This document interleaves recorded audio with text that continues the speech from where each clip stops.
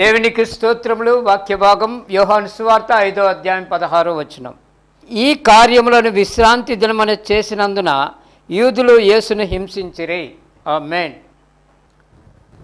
దేవునికి స్తోత్రం. హల్లెలూయా. Praise the lord. షాలోమ్. మారనాథా. వందనాలు. ప్రభు మిమ్మల్ని దీవించును గాక. Good morning. Have a nice day. మీరందరూ క్షేమంగా ఉన్నారని నేను భావిస్తున్నాను. కరోనా లేకపోతే కోవిడ్ 4th వేవ్ అంటున్నారు. ఇక వేరు పరిస్థితులు జరుగుతున్నాయి. అయినప్పటికీ కూడా దేవుడు మనల్ని తన కృపలో దాచుకున్నాడు. ఆయన రెక్కల నీడలో సురక్షితంగా ఉండడానికి మనం వచ్చాం. దేవునికి స్తోత్రం. హల్లెలూయా. మీ కొరకు మేము ప్రార్థన చేస్తున్నాం. మా కొరకు మీరు ప్రత్యేకంగా ప్రార్థించాల్సిందిగా కోరుతున్నాం. ప్రతి ఆదివారము నేను ఇచ్చేటువంటి సందేశాలు ఫేస్బుక్ లైవ్లో మీకు అందుబాటులో ఉన్నాయి. హీ మస్ట్ ఇంక్రీజ్ అనేటువంటి ఛానల్ మీరు సబ్స్క్రైబ్ చేయొచ్చు. తద్వారా మీకు నోటిఫికేషన్లు వస్తాయి. లేదు అంటే సంతోష్ నెల్లూరు అనేటువంటి ఫేస్బుక్ అకౌంట్లోకి మీరు నాకు ఫ్రెండ్ రిక్వెస్ట్ పంపించినట్లయితే తద్వారా మీరు ఆ లైవ్స్ చూసేటువంటి అవకాశం ఉంది. నెల్లూరులో ఇచ్చేటువంటి సందేశం మాత్రమే కాదు, నేను వేరు ప్రదేశాలకు వెళ్ళినప్పుడు అక్కడ ఇచ్చేటువంటి సందేశాలు లైవ్ కొంతమంది సహోదరులు ఇస్తున్నారు. ఆ లైవ్స్ కూడా మీరు చూసేటువంటి అవకాశం ఉంది. దేవునికి స్తోత్రం. హల్లెలూయా. ఉదయాన్నే మీరు బ్రేక్ఫాస్ట్ చేశారో లేదో మరి నాకు తెలియదు, కానీ బ్రేక్ఫాస్ట్ అంటున్నప్పుడు ఆత్మ సంబంధమైన బ్రేక్ఫాస్ట్ గురించి నేను మాట్లాడుతున్నాను. అలాగనే భౌతికమైన బ్రేక్ఫాస్ట్ వద్దని కాదు. ఆత్మ సంబంధమైన బ్రేక్ఫాస్ట్, భౌతికమైన బ్రేక్ఫాస్ట్ రెండు మీరు చేసి సిద్ధపడి ఉంటే మిమ్మల్ని బట్టి నేను ప్రభు నామాన్ని మహిమపరుస్తున్నాను. ఒకవేళ ఆత్మీయ బ్రేక్ఫాస్ట్ చేయకపోతే ఆత్మీయ బ్రేక్ఫాస్ట్ చేయాలి. ఇప్పుడు వాక్య ధ్యానానికి మనం కూర్చోబోతున్నాం.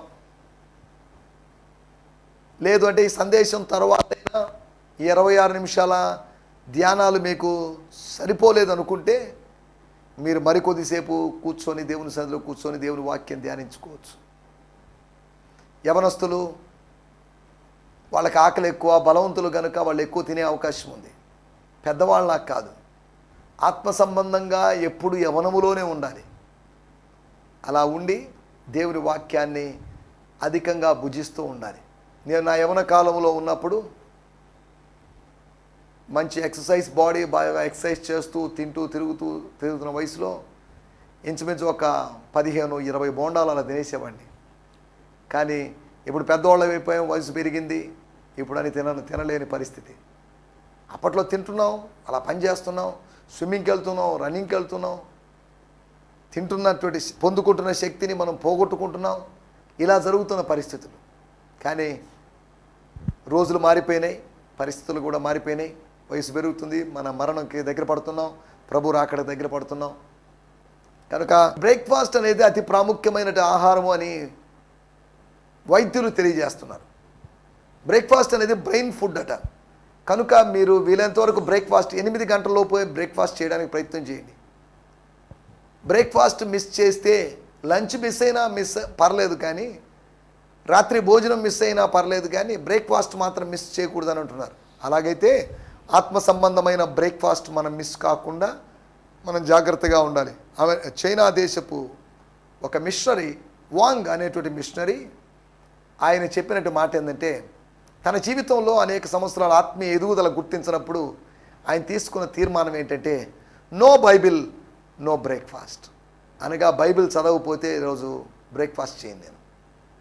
అనగా బైబిల్ చదివితేనే బ్రేక్ఫాస్ట్ చేస్తాను అని తీర్మానం తీసుకున్నాడు.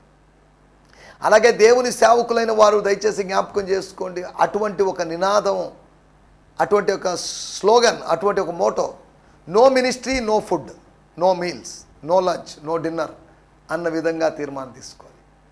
ఎందుకంటే పౌలు గారు చెప్పారు, పని చేయకపోతే వాడు ఆహారం భుజించకూడదని. కాబట్టి పని చేయాలి. పని చేయాలంటే మేమేం పని చేయాలండి? దేవుని పని చేయొచ్చు, కరపత్రాలు పంచవచ్చు, ప్రార్థించవచ్చు, వాక్య ధ్యానం చేయొచ్చు, వాళ్ళని గెలవచ్చు, వీళ్ళని గెలవచ్చు, కౌన్సిలింగ్ చేయొచ్చు, కొత్త గ్రామాలకు వెళ్ళొచ్చు. చేయడానికి ఎన్ని పనులు లేవు? ఎంతసేపటికి మన వ్యక్తిగతమైన పనులు చూసుకోవడానికి మనం పిలవబడలేదు. ఇంట్లో కూరగాయలు తెచ్చుకోవడం, రైస్ తెచ్చుకోవడం, ప్రొవిజన్స్ తెచ్చుకోవడం, షాపింగ్ చేయడం, వీటి కొరకే మనం పిలవబడలేదు. ఇవి అవసరమైనవే, కానీ ప్రాముఖ్యమైంది ఇది కాదు. ప్రాముఖ్యమైంది ఆత్మ సంబంధమైంది. కనిపించే భౌతికమైనది ప్రాముఖ్యం కాదు, కనిపించని ఆత్మ సంబంధమైనది ప్రాముఖ్యమైన సంగతిని గుర్తు చేస్తున్నాను. గత ఎపిసోడ్లో మనం గుడ్డి గుంపు అనేటువంటి టైటిల్తో మన చుట్టూ ఉన్న సమాజం ఒక పెద్ద గుంపు అని, మన చుట్టూ ఉన్న సమాజంలో రకరకాల గుంపులు ఉన్నాయని, ఇంచుమించు ఈ గుంపులన్నీ గుడ్డితనంలోనే ఉన్నాయని, ఈ గుంపులన్నీ ఆత్మీయ గుడ్డితనంలో ఉన్నాయని, స్పిరిచువల్ బ్లైండ్నెస్లో ఉన్నటువంటి క్రౌడ్ అని మన సొసైటీని గురించి మనం మాట్లాడుకున్నాం. 4 విధాలైన గుంపుల్ని మీకు జ్ఞాపకం చేశాను. ఒకటి, యేసును చేరుకోనివ్వనటువంటి ఒక గ్రూప్. రెండోది, యేసును చేయనివ్వనటువంటి ఒక గ్రూప్. మూడోది, యేసును చూడనివ్వని ఒక గ్రూప్.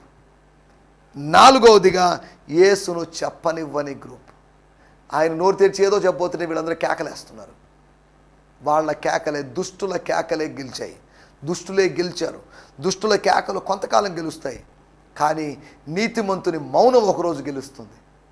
స్తోత్రం. పరిశుద్ధుని మౌనం ఒకరోజు గెలిచింది. బొత్సు కత్తిరించు అని ఎదుట గొర్రెపిల్ల మౌనంగా ఉన్నట్లుగా, గొర్రె మౌనంగా ఉన్నట్టుగా ఆయన మౌనంగా ఉన్నాడు. ఆయన మౌనము ఒకరోజు గెలిచింది.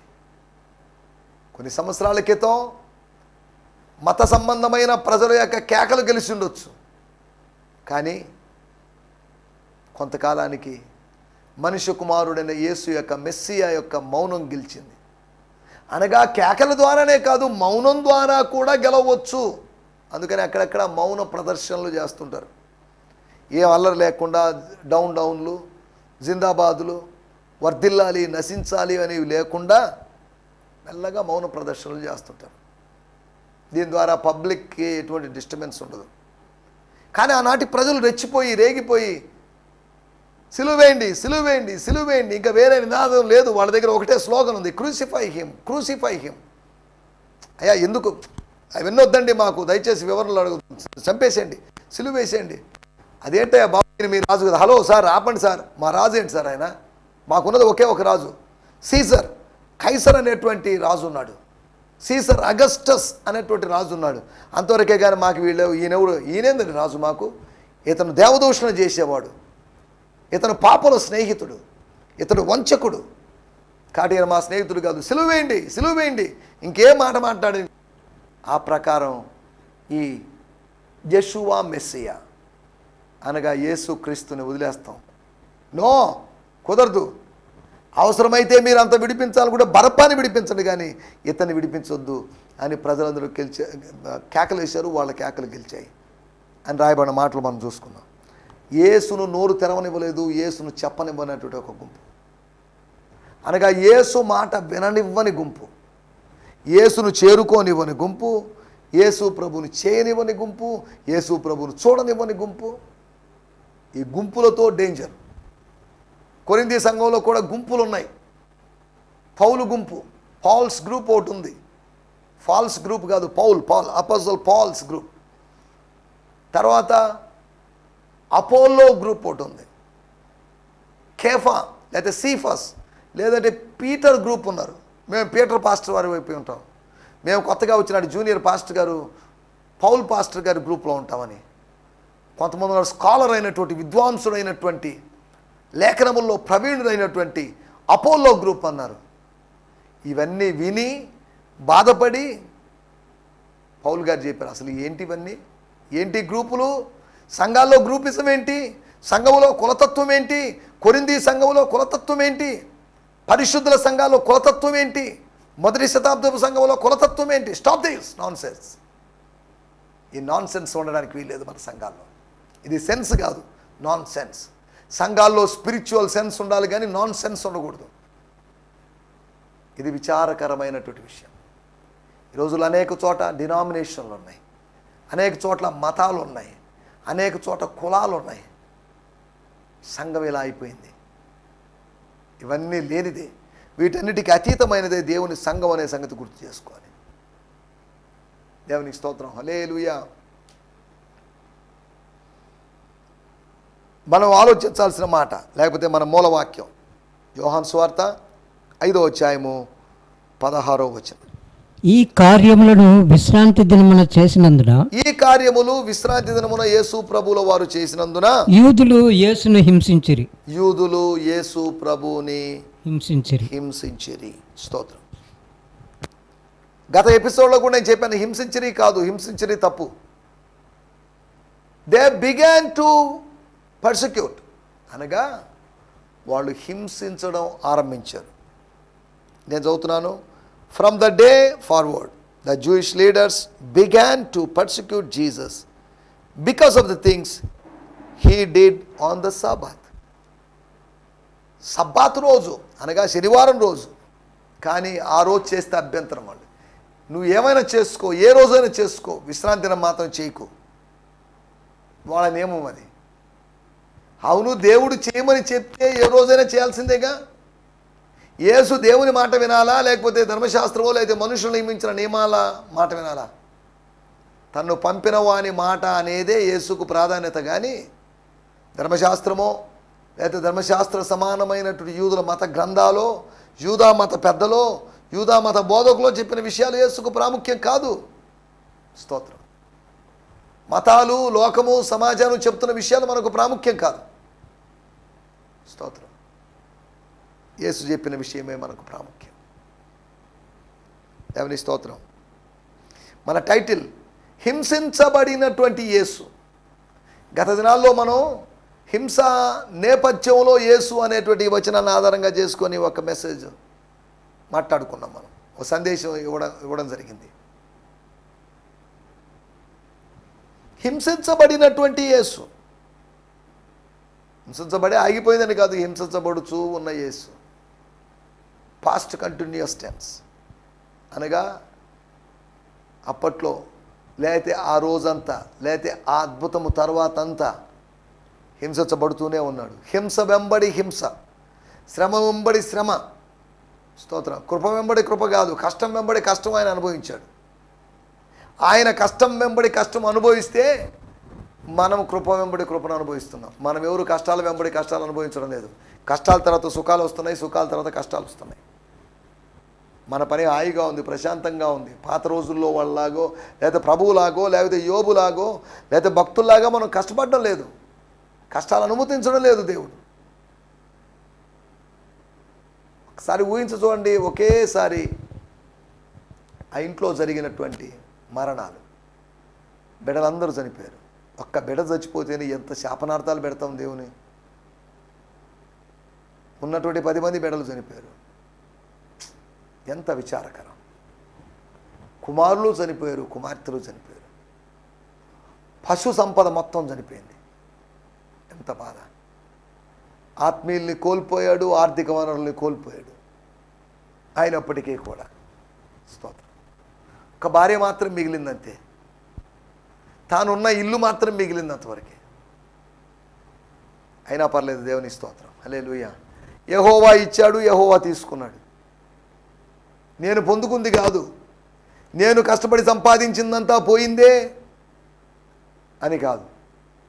యెహోవా ఇచ్చింది పోయింది. యెహోవా ఇచ్చింది యెహోవాకు తెలిసే పోయింది. యెహోవా ఇచ్చింది యెహోవా అనుమతితోనే పోయింది.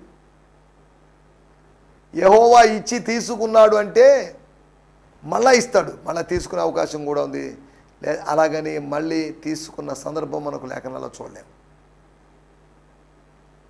స్తోత్రం. హల్లెలూయా. మనం ఆలోచిస్తున్న విషయాల్లోకి వస్తే హింసించబడినటువంటి యేసు హింసించబడ్డాడు. వాస్తవమే. ఎందుకు? యేసు హింసించబడినప్పుడు ఏం జరిగింది?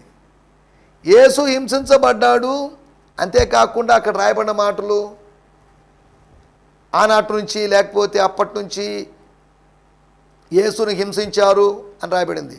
అయితే యేసు అనే మాటలు మనం చూస్తున్నాం.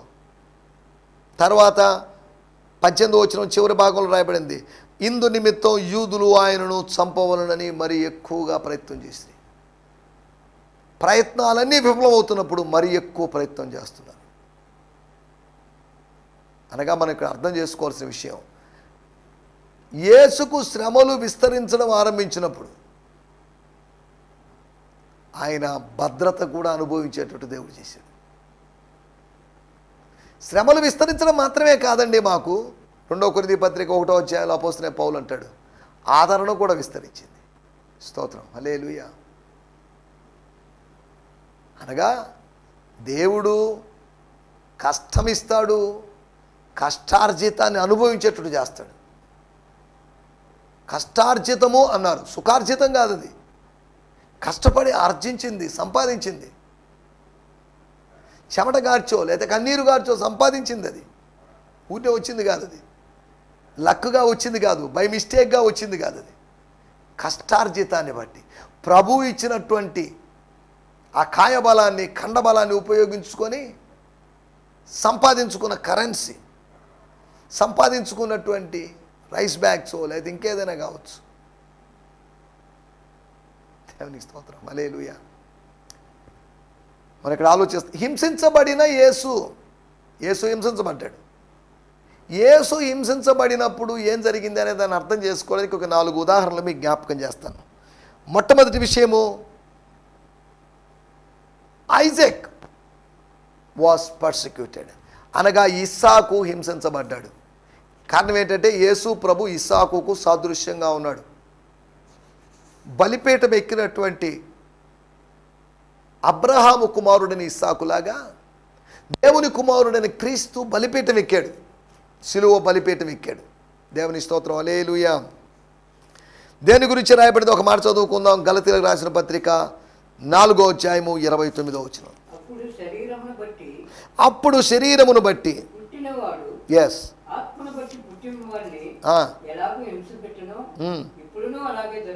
దేవుని స్తోత్రం, హల్లెలూయా. చరిత్ర పునరావృతం అవుతుంది. నేను చదువుతున్నాను.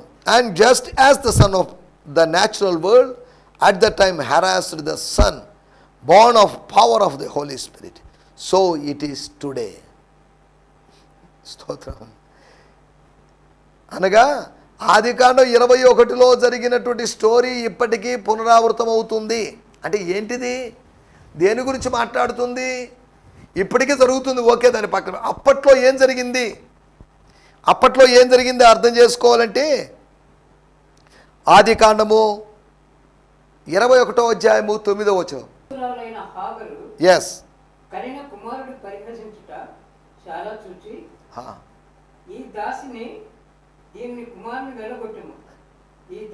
చాలండి సార్. హాగరు కుమారుడైనటువంటి ఇష్మాయేలు పాలు విడిచినటువంటి వాగ్దాన పుత్రుడైనటువంటి యజమానుని పుత్రుడైనటువంటి అబ్రహాము శారాల పుత్రుడైనటువంటి ఇస్హాక్ అన్నారు, ఐజాక్ అన్నారు ఇంగ్లీష్లో. స్తోత్రం, స్తోత్రం, హల్లెలూయా. గలతీ పత్రిక 4వ అధ్యాయం 29వ వచనం చదువుకున్నాం. ఆనాడు జరిగినట్టు ఈనాడు జరుగుతుంది అని చెప్పబడింది. ఆనాడు ఏం జరిగిందంటే ఇస్సాకుకు జరిగింది, ఇస్సాకుకు అవమానం జరిగింది, పరిహాసం జరిగింది. Ishmael was smacking Isaac. స్తోత్రం. అనగా ఇష్మాయేలు శరీర సంబంధి, ఇస్సాకు ఆత్మ సంబంధి. అనగా పోరాటము అనేది శరీర సంబంధికి ఆత్మ సంబంధికి మధ్యలో ఉంటుంది, కానీ ఇద్దరు శరీర సంబంధులకో ఇద్దరు ఆత్మ సంబంధులకు మధ్యలో యుద్ధం ఉండదు, పోరాటం ఉండదు. పోరాటం ఒక శరీర సంబంధికి, ఒక ఆత్మ సంబంధికి, ఒక కమ్యూనిస్టు వాడికి, ఒక క్రైస్తవుడికి కావచ్చు, ఒక కాషాయీకరణ జరిగిస్తున్న వ్యక్తికి, ఒక క్రైస్తవునికి కావచ్చు. స్తోత్రం, హల్లెలూయా. అని ఇక్కడ ఆలోచిస్తున్న మాటలు. ఇస్సాకు హింసించబడ్డాడు, బాగానే ఉంది. ఏం జరిగింది? ఏం జరగలేదా? దేవుని ప్రణాళిక చొప్పున, సారా ఆలోచన ప్రకారం చేయమన్నాడు, వీళ్ళిద్దరిని వెలగొట్టమన్నాడు. అనగా దేవుని ప్రణాళికను బట్టి హింసించబడినటువంటి ఇస్సాకు ఒకరోజు జాగ్రత్త చేయబడ్డాడు, పదిలపరచబడ్డాడు, సేఫ్టీ జోన్లో పడిపోయాడు. స్తోత్రం, హల్లెలూయా. రెండో విషయాన్ని నేను మీకు జ్ఞాపకం చేస్తాను. లోతును గురించినట్టు ఉదాహరణ. లోతు కూడా హింసించబడ్డాడు.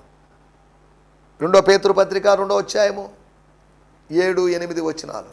దుర్మార్గుల కామ వికారయుక్తమైన నడవడి చేత Yes. బహు బాధపడిన నీతిమంతులకు లోతును తప్పించాను. ఆ నీతిమంతుడు వారి మధ్యలో కాపురం ఉండి తాను చూచిన వాటిని బట్టి వినిన వాటిని బట్టి వారి అక్రమమైన క్రియల విషయంలో దినదినము నీతిగల తన మనస్సును నొప్పించుకుంటూ వచ్చాను. చాలే అండి.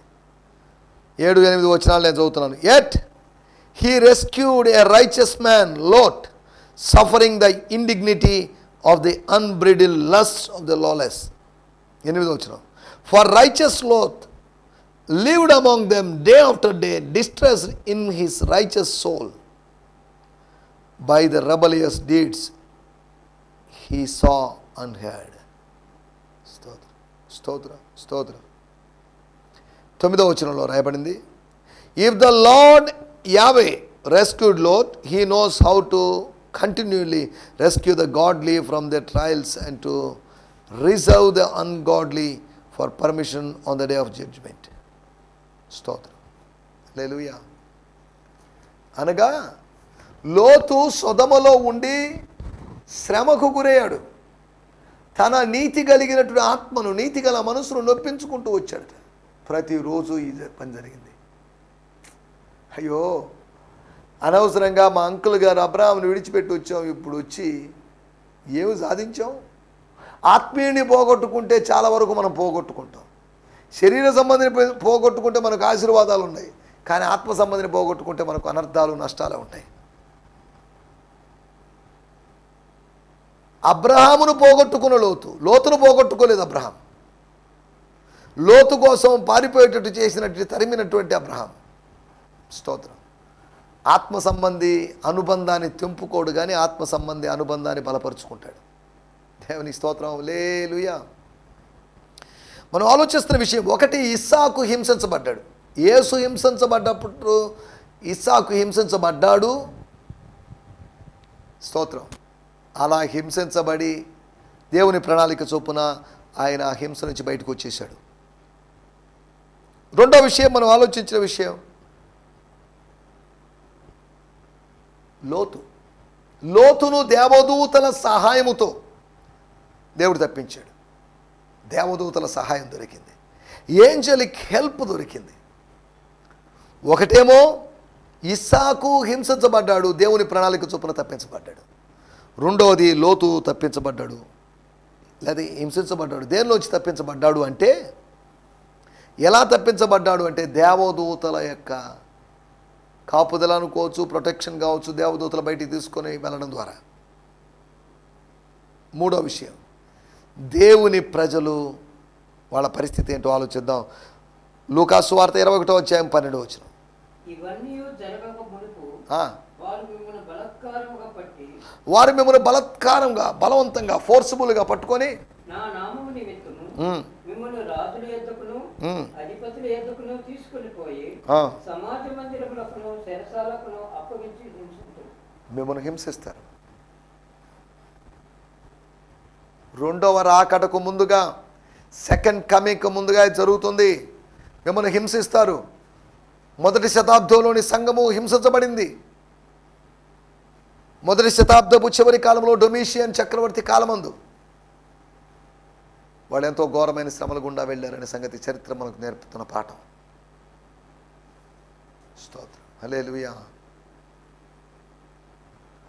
మూడో విషయం మనం ఆలోచిస్తున్న విషయం, అందుకనే రాయబడింది మొదటి పేతురు పత్రిక 4వ అధ్యాయం 14వ వచనంలో రాయబడింది, మనం శ్రమ పడుతున్నప్పుడు, దేవుని చిత్తానుసారంగా కష్టాల గుండా వెళుతున్నప్పుడు, శోధించబడుతున్నప్పుడు దేవుని ఆత్మ మన మీద ఉంటుంది.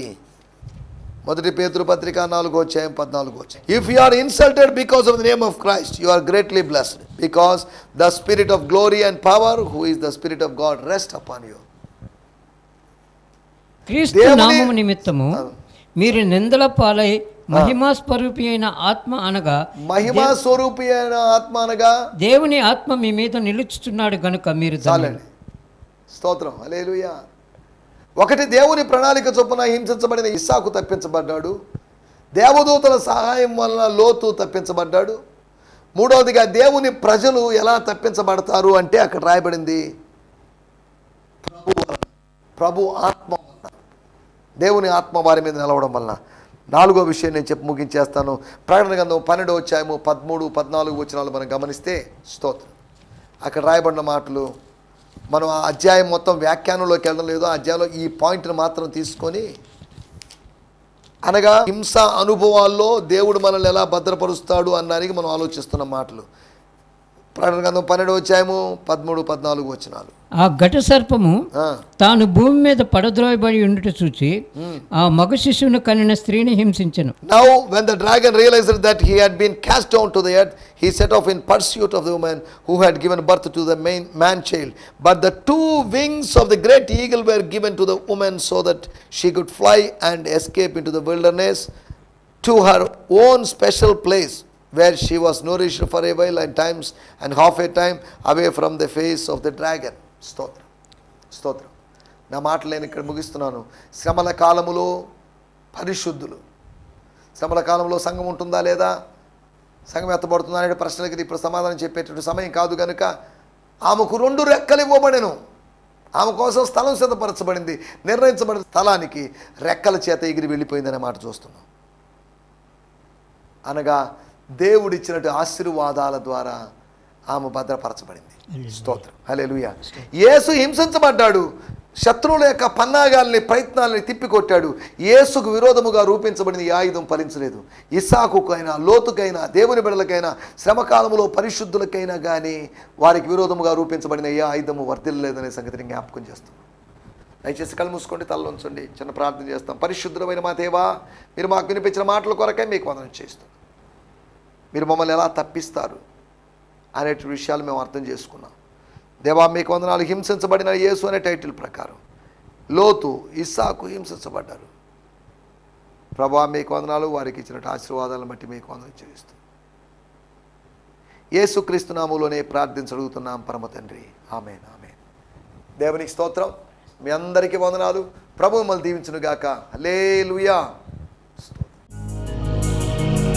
సందేశము మీకు ఆశీర్వాదకరంగా ఉందని నమ్ముచున్నాము. ప్రార్థనా అవసరతల కొరకు మమ్మల్ని సంప్రదించవలసిన మా చిరునామా గిద్యోన్ మిషన్ చర్చ్, 6వ వీధి, శాంతినగర్, నెల్లూరు 4, ఆంధ్రప్రదేశ్. పిన్ 524004. మా ఫోన్ నంబర్లు 7036443613 మరి ఒక నంబర్ 9392293010. మా ఈమెయిల్ ఐడి gfihmi2015@gmail.com. దేవుడు మిమ్మును ఆశీర్వదించునుగాక. ఆమేన్.